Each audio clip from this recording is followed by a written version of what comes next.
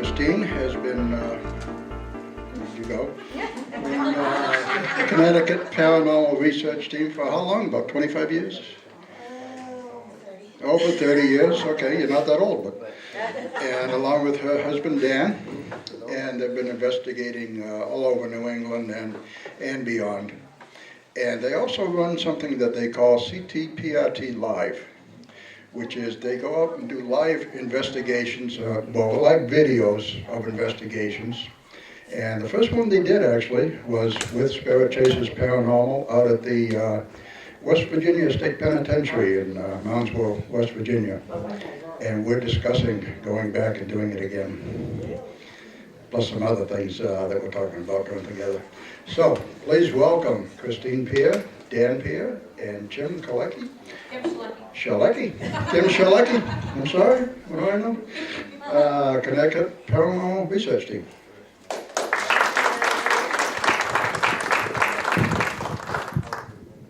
All right, thank you very much, Willie. Again, my name is Christine. I'm going into 32 years of dealing with the paranormal field, and it's become a passion of mine. I have been the director of the Connecticut Paranormal Research Team 17 years this year, that our team has been fully functional, and I've had quite a few members of my team that have been with me for the full 17 years. So what we're actually going to present to you today is some of our top evidence. You're going to see full body apparitions, actual apparitions on video, and we will be playing for you some EVPs that we've caught in from some pretty good cases that we've been on. Some of the cases you'll actually see, it'll actually state undisclosed location. We do a lot for different states and for different families that don't want their locations publicized, so we have to put it as undisclosed. But we'll actually we'll play them for you and let you tell us what you think they say, and then we'll tell you what we actually got from it. So with that, we can start the next piece. And I'm going to turn this over to my husband, Daniel. Thank you. One thing ahead of time, I'm not the best public speaker. I'm just going to tell you like that. So I've been doing this since late 2011. I started off as a guest at a haunted bed and breakfast, and the owner of the hotel basically said I never left. That's where we met. That's where we met. So I quickly ran up the ranks of the equipment tech simply because my background is audio and video. I do a lot of part-time DJing, and I also do the broadcasting for C.T.P.R.T. Live. So with that, there's really not much else to say about me, so I'm going to pass it on to Kim. It's like hot potato. Hi, I'm Kim Shalecki. I've only been doing this for about a couple of years now that I've been part of the team. Although I've had experiences ever since I was a kid, so basically as far as I can remember, between seeing full body apparitions, hearing voices, smells, sensing. So it's just, I've always had a great passion in finding the truth and researching as much as we can with this. Been on a couple residentials, at the fabulous bed and breakfast that they met, Shanley and Napanock. Those were some great experiences up there, so I definitely recommend checking it out.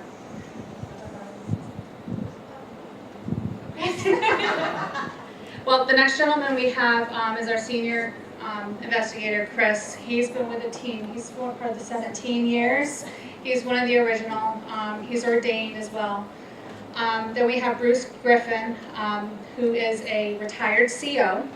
We have Nick Preet, who is a dietitian. Eric Quinn works in insurance. Brian is a CO right now as well. Kelsey Stevens, she's our neuropsychologist. So, and I myself, I'm an occupational therapist. And then we have Dr. Cynthia Petroskas. She is a veterinarian in Connecticut as well. So as you can see, with all of us, we have a great variety of people, different fields, that are coming into this. So we're pretty diverse. Here, like I said, hot potato. So basically, this is our belief ratio on our team. We believe that we have a very dynamic team with mixed feelings, mixed reviews. The best thing about this is that we challenge each other on every investigation. If somebody believes that they have evidence or possibilities, we leave it up to the team to decide whether or not something is actually saying something, something's interacting with multiple ways of viewing it.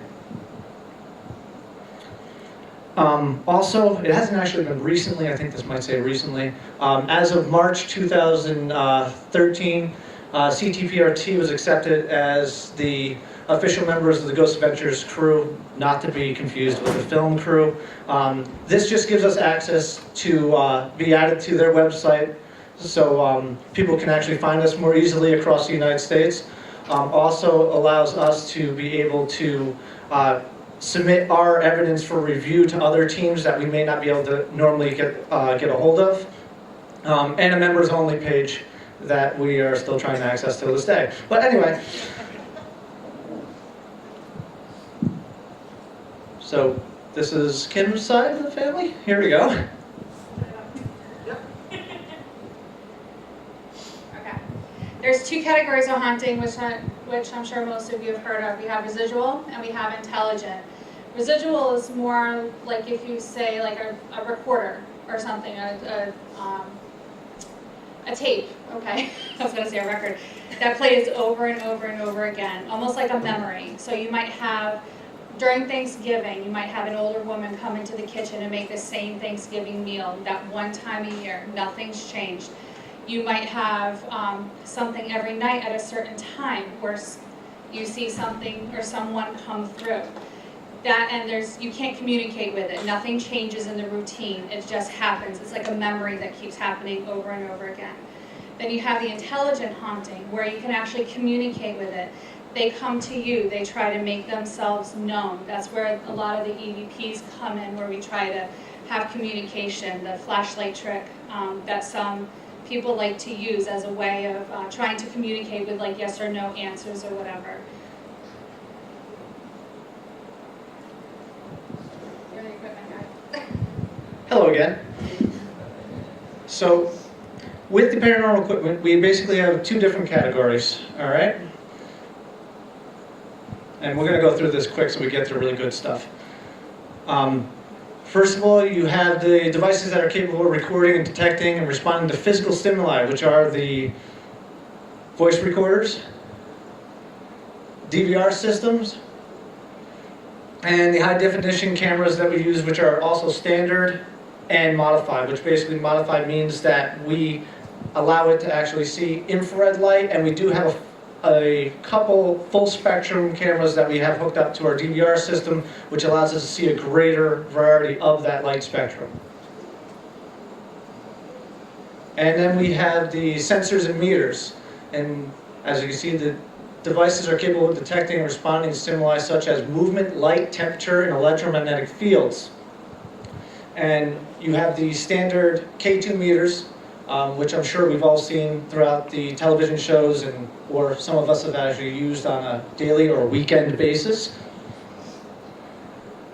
And then we have the Raggedy Ann doll, which we absolutely love. This is actually a Raggedy Ann doll with a built-in K2 meter. What we do is we use that for when we think we're dealing with possible child spirits. With a child, if you walk up to them with a normal K2 meter, what are they going to do besides run to their parents and call the cops? In this case, you have the Raggedy Ann doll, which might put the child spirit more at ease in order to communicate with you. So we use that in order to actually be a little bit more sensitive to the spirit's needs and abilities. Also, we have the Mel meters, which give us, in this case, two different varieties. It gives us a digital readout of the electromagnetic fields up on top here. We also have the temperature reading, along with, in this case, these two meters. One of them actually gives you a digital K2 as well, and another one with the antenna actually gives you a sensor where if something actually breaks the electromagnetic field around it, it'll actually sound. And then we have the laser grid. Now, the laser grid, unfortunately we don't have one with us today, but the laser grid puts out hundreds, thousands of little tiny laser dots.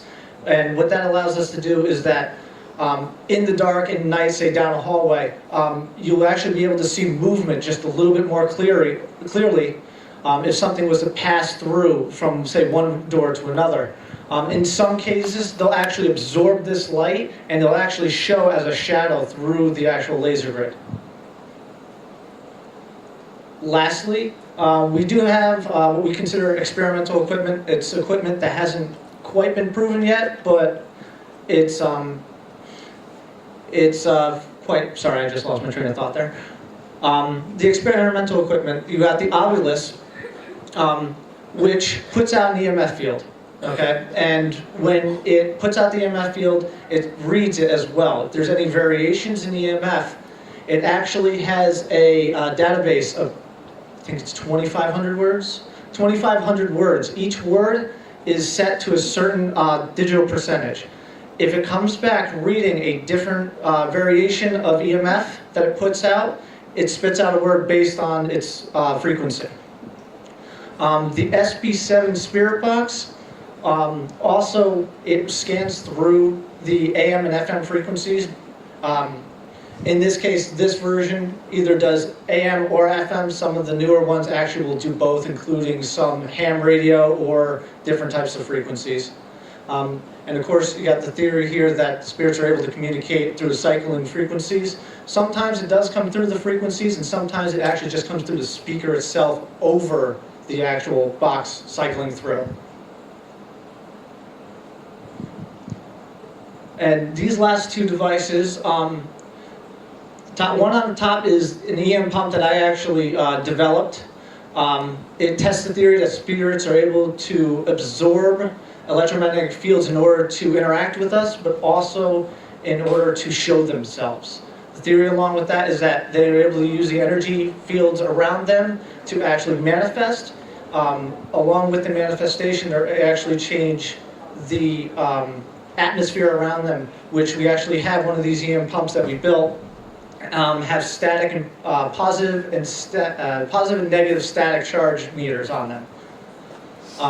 Lastly is Microsoft came out a few years ago with the Xbox 360 and the Xbox Connect. They didn't realize what was going to happen, but as you guys may have seen on the television shows, they developed a way to actually use the Connect system for ghost hunting and spirit communication. So what this actually does is it reads out a person's skeletal structure. And this kind of goes with the theory of spirits manifesting. And if they're able to manifest, then they should be able to show a skeletal structure on the Connect system.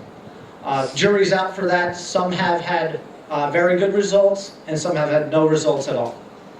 So with that, I'm going to pass this over to, I believe, Kim for... So we believe in debunking, not necessarily disproving. When we come into an investigation and we read your emails or whenever you've contacted Christine or Dan, we believe that you're experiencing something. The thing is, we just need to figure out exactly what that is. So we try to find the natural things that are actually making those occur. Whether when you're hearing footsteps or creaking, it could be something with humidity in the house. There's a whole number of things. It's not a matter of disproving what you're experiencing. It's trying to figure out, to give you peace of mind, to see exactly what is going on. So is it paranormal for different things in the home when you hear something or if you see something? You have light play, which can actually occur, which can make shadows appear, out of the corner of your eye. High EMF, like we have the EMF detectors. We had just a good instance, we had a case over by Hartford where a gentleman in his bedroom had a very, very strong feeling that someone was in there watching him. He always had a feeling of presence. We took that information, we went in there, we go in with our EMF detectors even before we even start an investigation to kind of get a reading. In his room, in that corner of the house, the levels were through the roof. So that's where the electrical came in from the road to the house, and it wasn't grounded properly.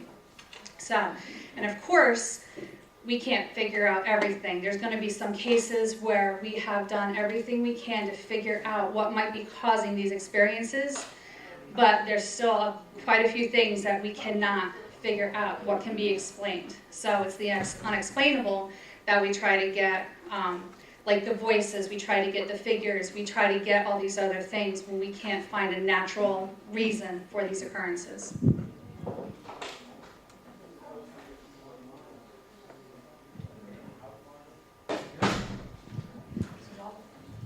This is before Kim's time. Okay.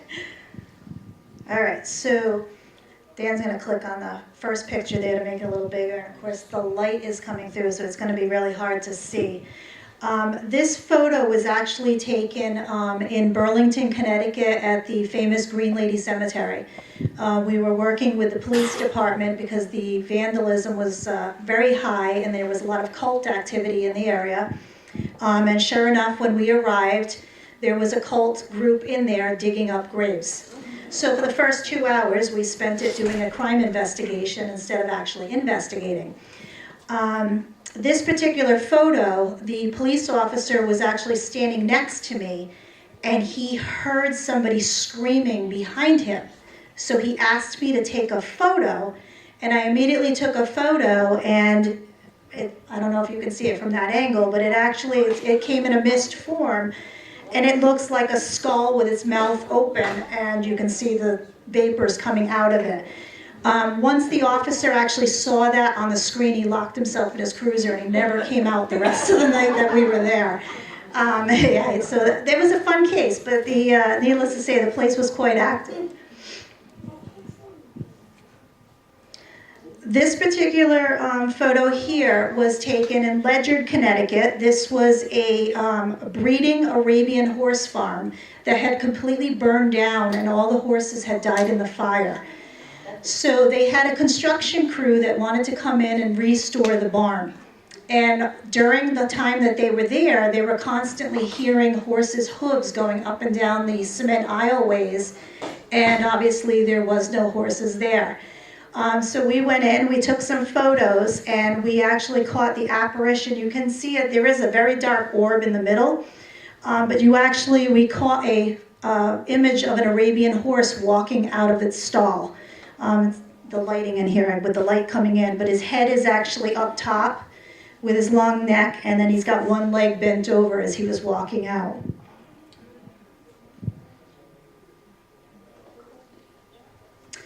This one here, we actually used this particular video was used when we did the promotion for the famous White Noise movie with Michael Keaton.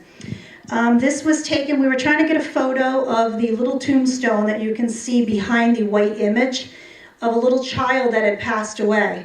And it had a saying on the stone about how the child had died, and it had this beautiful lamb on the stone that I was trying to get a picture of. But the picture of the stone never developed. Instead, it actually showed this figure, which you can see it's got the head up top, and then there's another head below, like a child being held and caressed, and the person's kind of bent over with its back. And in the back of it almost formed like a wing-like structure to it, as if it could have been an angel. I have no idea. But it was just pretty intriguing that I wasn't able to get. And I could see the stone perfectly clear through the actual camera, but it wouldn't show up.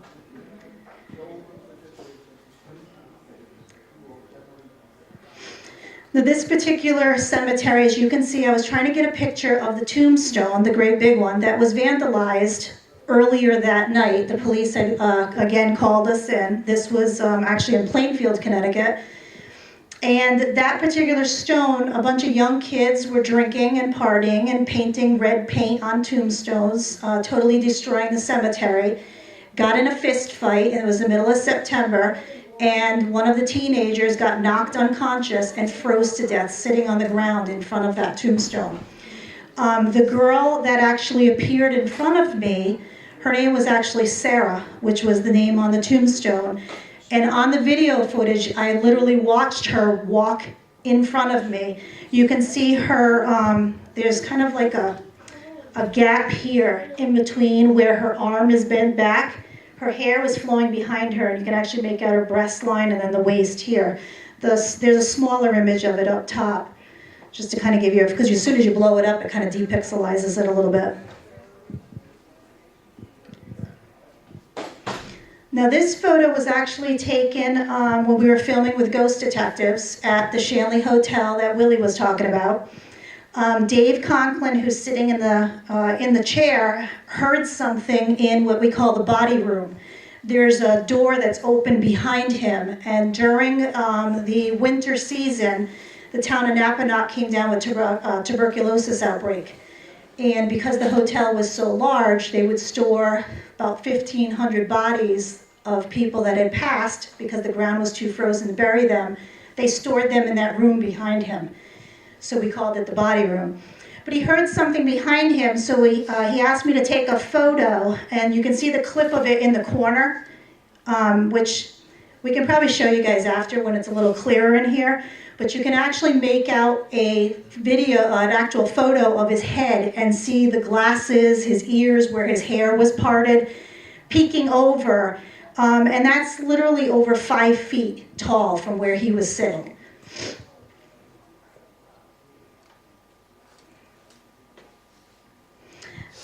This thing, we have no idea what it is. This actually developed on 5 different rolls of film. This was taken with a 35mm camera. It was an Olympus camera. I actually met with John Zaffis, and we went through this film and my camera to analyze what we thought this could possibly be.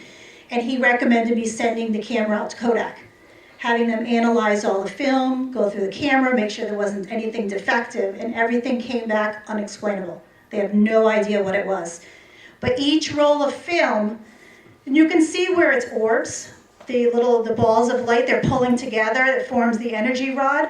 But what happens with this, in each roll of film, it kept manifesting more and more to the point where its pupils start to actually change. The last photo where it showed itself was right in front of my face, and it was at my mother's tombstone, which really kind of bothered me at that point. But you can make out eyebrows, a start of a nose, and the pupils actually change in this photo.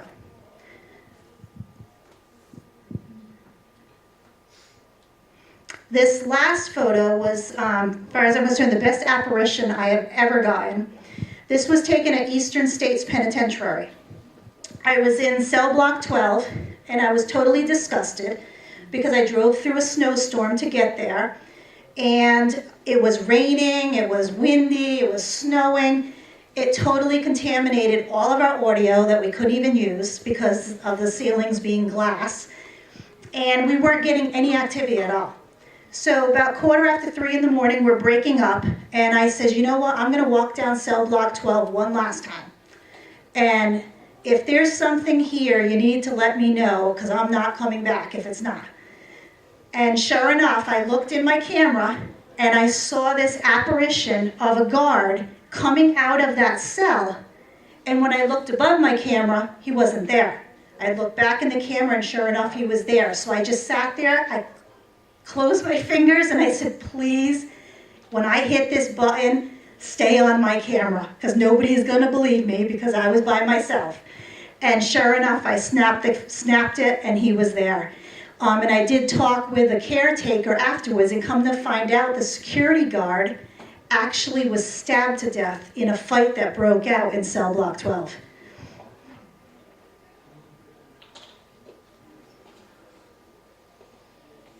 Okay, so we're going to get into some of the EVPs, which stands for the electronic voice phenomenon. Obviously, the first one is from an undisclosed location, so we're going to play it, let you hear it. I hope the speaker works. Yeah.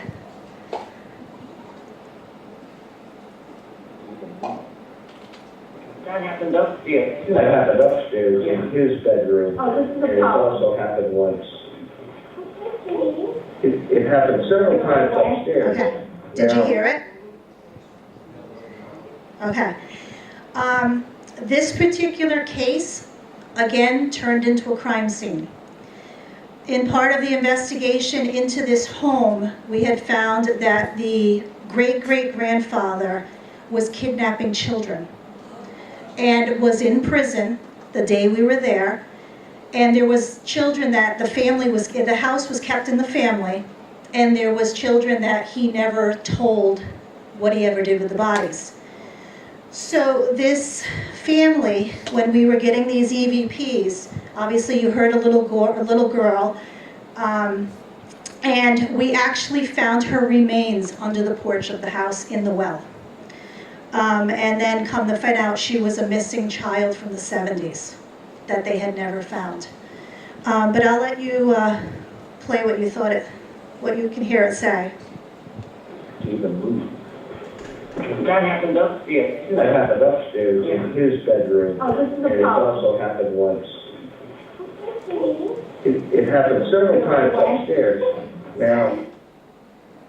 Now we're not sure if it actually says, please pray for me, or please play with me. It is very hard to tell, but it definitely was the little girl. This one was in Manchester, Connecticut, so I'll let Dan play it. Oops, he went a little too far, Dan. You're fired.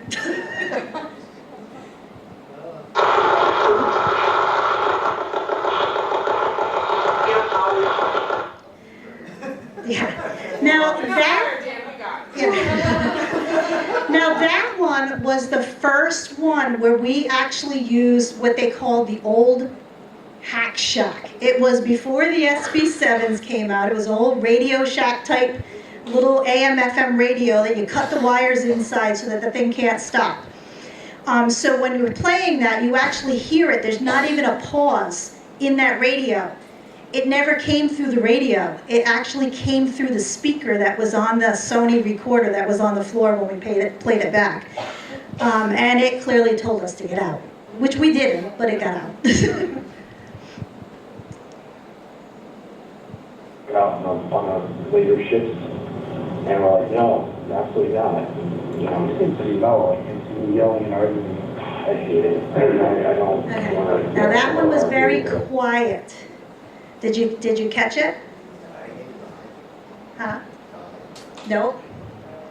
It was actually a 2-syllable word. I'll let Dan play it again. Out on the later ships, and we're like, no, absolutely not.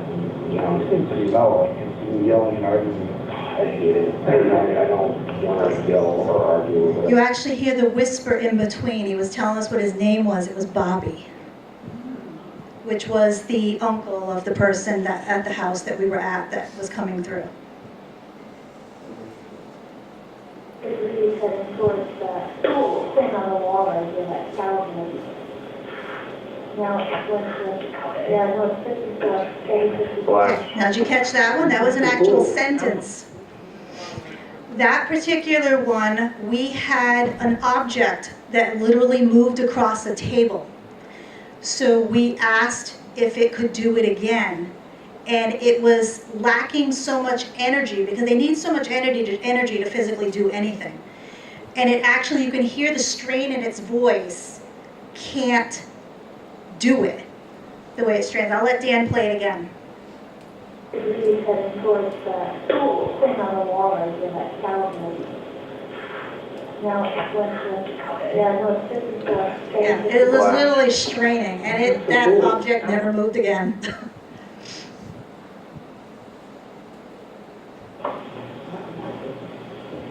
Is that your saddle in the other room?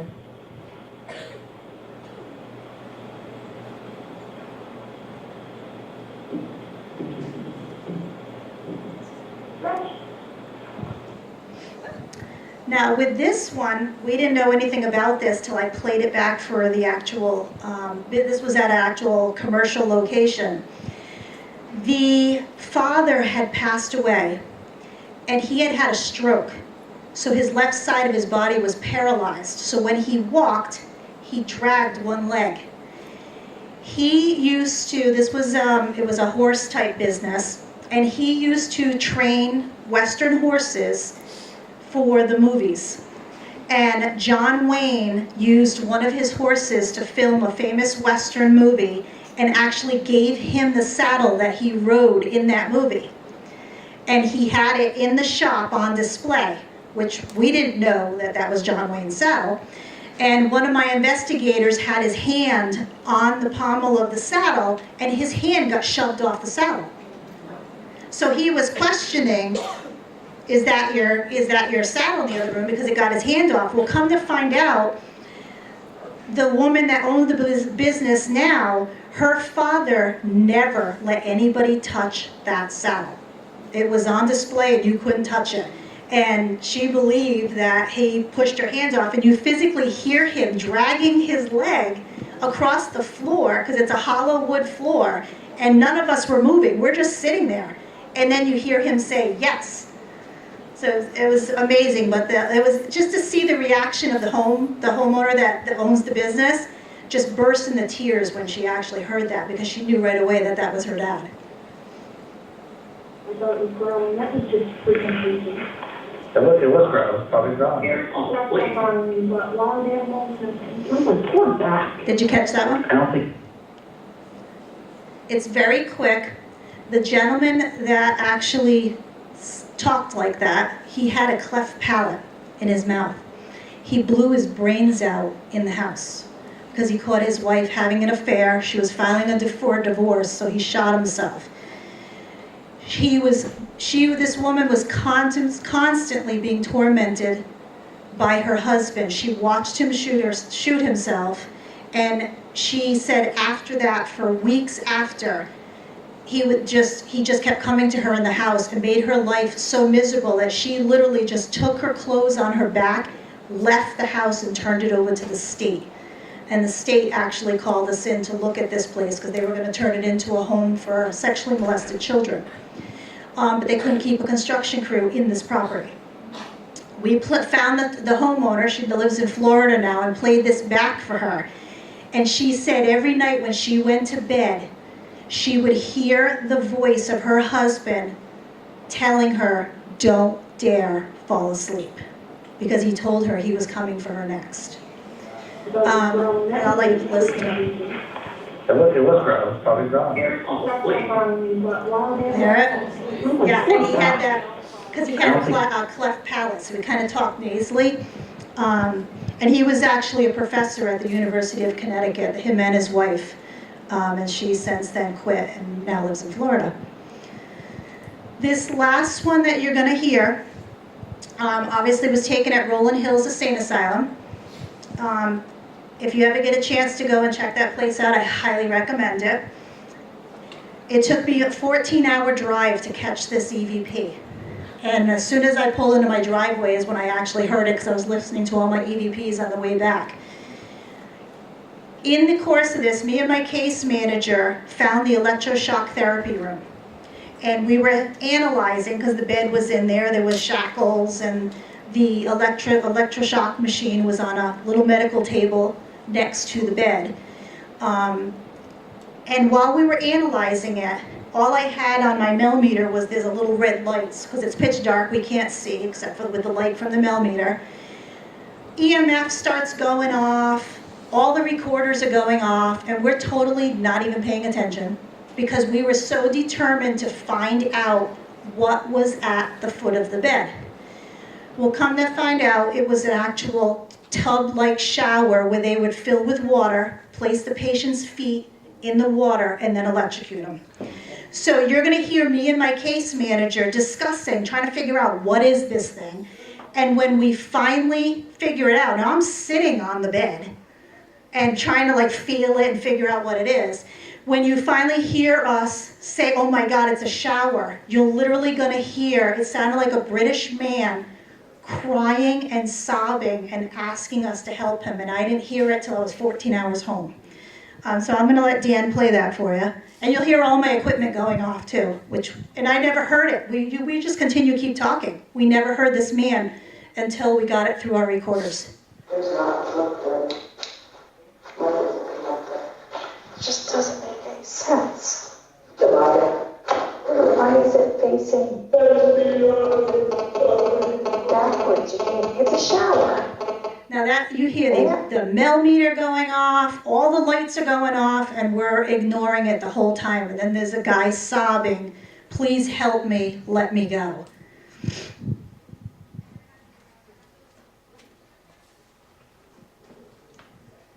And this is just a quick little slide of some of the things that we've done over the years, whether it's TV shows, radio shows, movies, and that type of stuff. We kind of do it all. From time to time, we like to donate a lot to restore a lot of historical locations. So we do a lot of fundraisers. This was the actual Shanley Hotel that Willie was talking about, which we helped to restore. I ended up tattooing the stained glass window on my arm.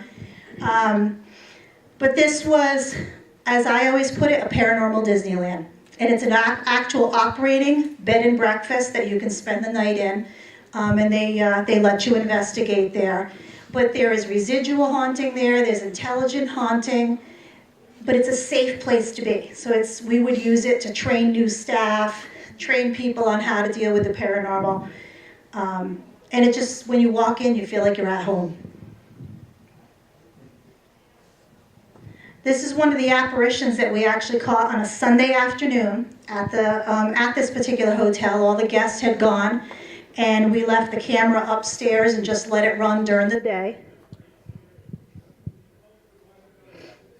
Huh? 8 seconds. What's 8 seconds? Speed it up. Now this was actually on the 3rd floor of this hotel, which is not restored. This is originally what it looks like. And that doorway is a bathroom with no floor, which is why the door is locked, so that we don't let any guest or anybody go in there. I made her show me the proof. But people would always see a shadow person up there. And finally, I had been going there since 2008. And I've seen the shadow person, was never able to capture it until this one particular Sunday afternoon at 1:30 in the afternoon. And in order to get it, we had to put that camera on burst mode, on motion, for it to actually pick that up.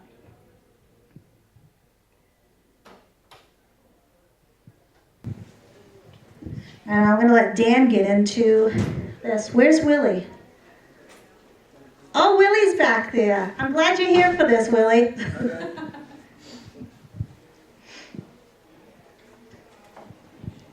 Hi everybody, I am Willie Hassell of Spirit Chasers Paranormal of Hampton, New Hampshire. I am Tim McNichol from Connecticut. I'm Dennis Tassone from New York City. I'm Ron Iacovetti from New Jersey and Southern California. Past guest here at the Shanley Hotel, and you are watching a Shanley live event brought to you by the members of the Connecticut Paranormal Research team, that's C.T.P.R.T.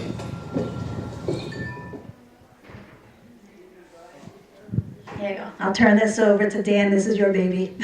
This is my brainchild. Back in 2013, I came up with this crazy concept. One, we ran into an issue where we had a few of our members out, and we sat there and said, okay, we're down to a couple members, but we're doing multiple locations all at once. How can we get our members out there, but still, when they're unavailable? One of our members was specifically at home, so I said, hey, if it's okay with the residents, why don't I just broadcast it to our member at home, be able to watch the DVR? So we had a member that was at home, bedridden, but was still able to watch the DVR the entire night and communicate with us through whether it be phones or text message and stuff like that. So they can actually watch the DVR while the rest of the team do the investigations. Then it got expensive. Basically, we went from there, we proved in the concept, and we ended up saying, okay, why can't we just, let's say, host events and start broadcasting out to the public, let alone just our own investigators. So then we decided that, okay, let's prove that concept again and go a little bit further with it. So we developed C.T.P.R.T. Live, which is paranormal interactive broadcasting at its finest. So basically what we did is we took our DVR machine, our DVR, and we basically hooked it up to a television multi-switcher and put in a 8-channel audio and video broadcasting machine. What this does is it allows us to not only broadcast out, but allows us to interact with our viewers at all times through any social media, Ustream, YouTube, so on and so forth. You see here, we actually started off working with our buddy Willie. He was one of the first people that actually enjoyed the concept and thought it was a great idea. And I'll actually, I think it's active now. And I'll play you guys the trailer.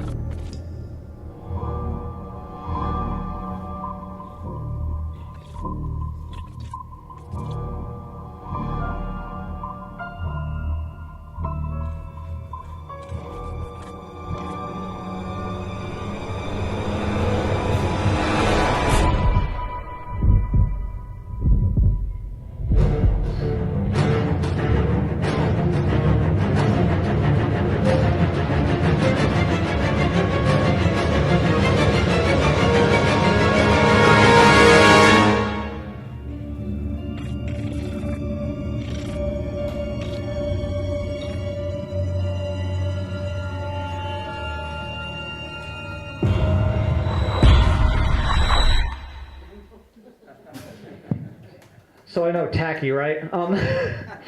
Basically, what ended up happening is that Willie invited me and Christine out to an investigation at Moundsville State Penitentiary. So we had this concept of C.T.P.R.T. live, and we said, hey, Willie, what do you think about this? And Willie actually loved it. He said, hey, you know, this might actually help more people get in, not only get into the paranormal, but more people that would want to get known, get out there. So what ended up happening was, and quote me on this, we put together this trailer, and I accidentally released it at 3 o'clock in the morning on a Monday. Well, the response to that was actually so tremendous that by 7 p.m. that night, it was completely sold out. The event was completely sold out. We had about 23 people, Willie?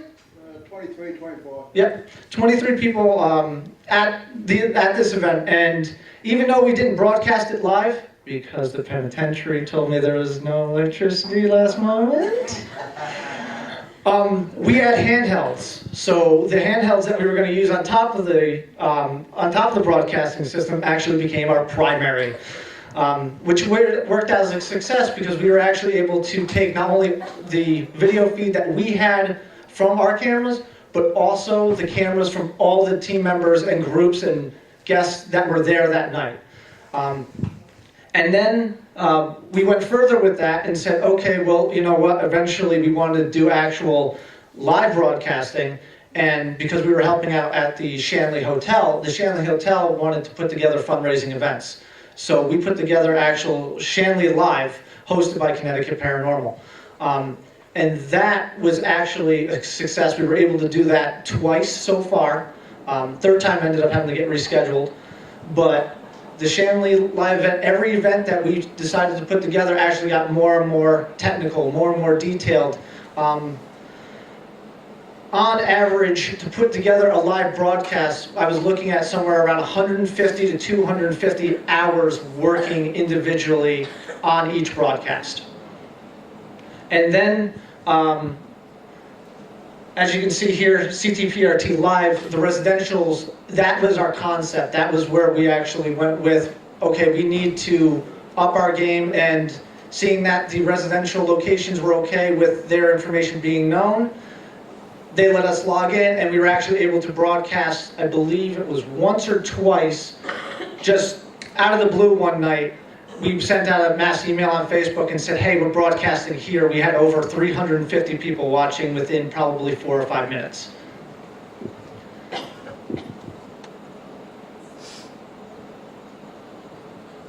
And again, events and unforeseen adventures. One was one heck of an event, and one is an unseen adventure that just has steamrolled and rolled over and over again throughout the years. Again, Moundsville State Penitentiary. We have actually a video to show you. What ends up happening is that our teammate Eric, Chris, Bruce, and Nick are actually up, I believe it was at the psych ward, okay? And they are walking towards a fire door. If anybody knows about a fire door, it's a solid steel door that is maintained shut at all times. You can try and set it, you can try and open it up, and no matter what, it's going to slam shut no matter how hard you keep the prop open. So I will show you guys the video here.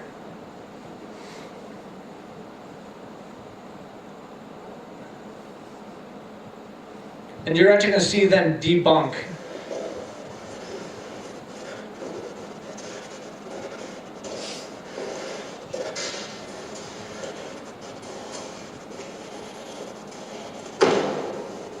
Hear that? Hi. Can you open it back up? Oh, come back over there.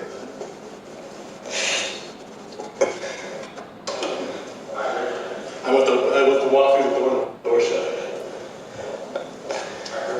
And you got that? I got that. Now you see Eric walk through the door. He actually pans left and pans right. At the door.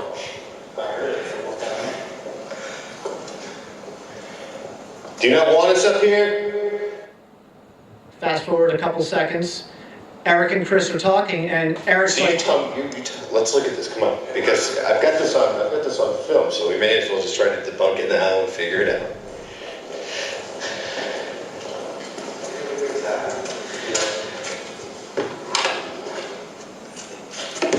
It was open just like that. Shut. Hold on. When we walked up to it, it was just like. So it's really got shots.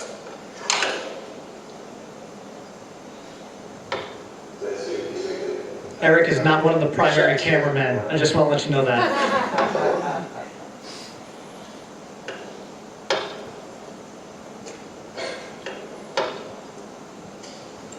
Just the sheer way the door shuts.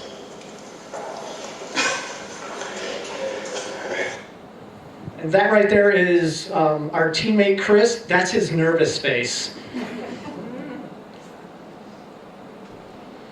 So going back, and would you like to talk about Cedar Crest Hospital? Okay, I can go. Cedar Crest Hospital. From time to time, we get I don't want to say weird. We get very off-kilter requests. Let's just say. At 3, 4 o'clock in the morning. Yeah. This request, 3, 4 o'clock in the morning, was consistent phone calls to me and Christine's phone, and we just thought, okay, you know what, we're shutting our phones off, whatever. And then we started getting messages left.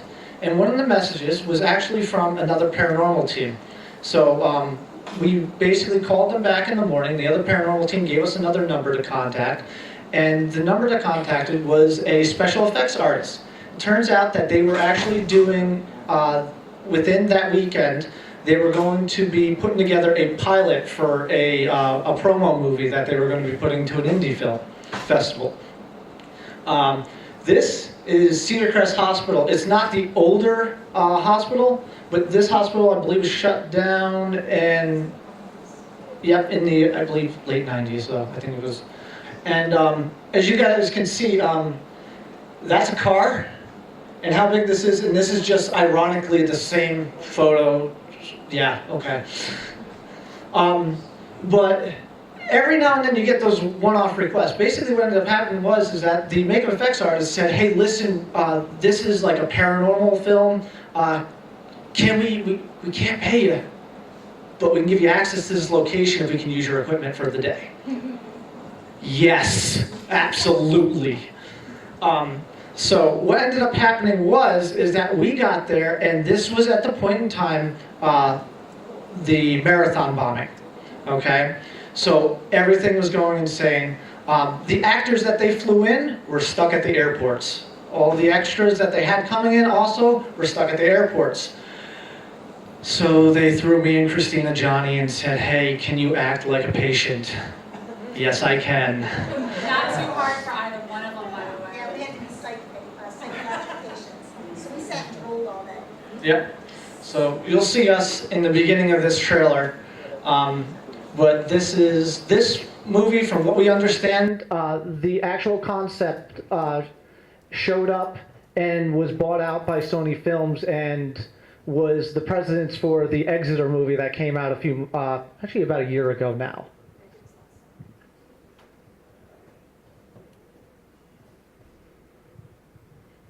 Oh yeah, this isn't just the trailer, this is all the photos.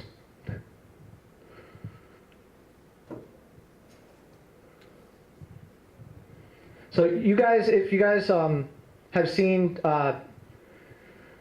say, sci-fi movies or anything like Toddlers and Tiaras, you might recognize a few people here. Not that. Okay, well. This is just a few shots. There's Christine in the wheelchair and me drooling in the corner.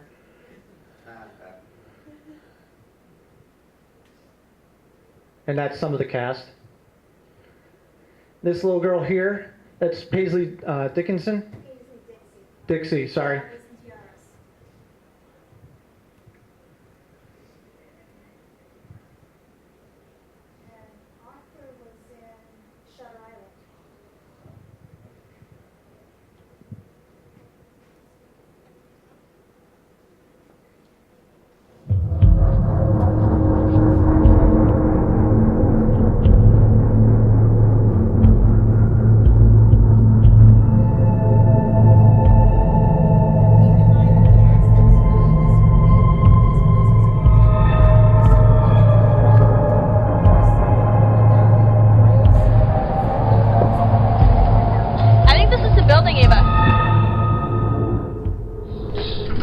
What exactly are we looking for?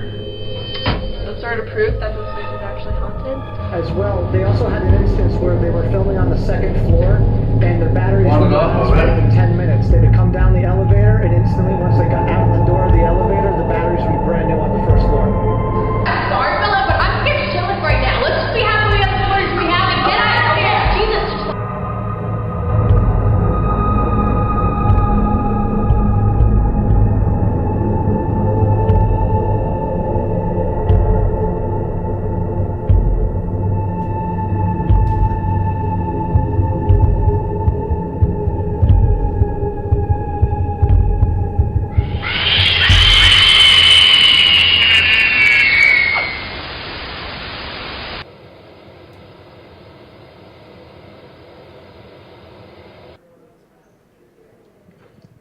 And that's about it.